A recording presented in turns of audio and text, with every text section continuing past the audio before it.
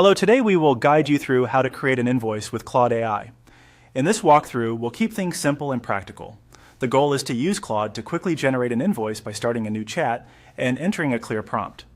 This can be a helpful way to create a draft invoice format in just a few moments, especially if you want a starting point that you can review and customize afterward. To begin, open Claude and go to the new chat page. Starting with a fresh chat is useful because it gives you a clean workspace and helps Claude focus only on the task you're about to give it. Once the new chat screen is open, take a moment to make sure you're ready with the information you want included in the invoice, such as the services provided, dates, pricing, and any basic formatting preferences. Even though you can always refine the result later, having a clear idea of what you need will make the first draft more useful. Next, click into the message box and enter a sample prompt asking Claude to create an invoice. Keep your prompt direct and specific.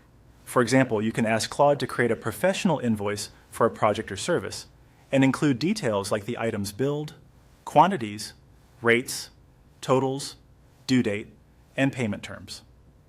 The more clearly you describe the invoice, the better the generated result is likely to be. After typing the prompt, press Enter to send it. Claude will then generate a response based on your request. At this stage, the output will usually serve as a draft, so it's a good idea to read through it carefully. Check that the structure makes sense, that the line items are clearly presented, and that the totals and due dates are shown in an easy-to-read format. If needed, you can continue the conversation and ask Claude to revise the invoice layout, make it more formal, or adjust the wording. One important tip is to avoid sharing sensitive personal or financial information directly in the prompt unless you are sure you're following your organization's privacy and security practices. Instead, you can use placeholders while generating the draft and replace them later in your final document. And that's it.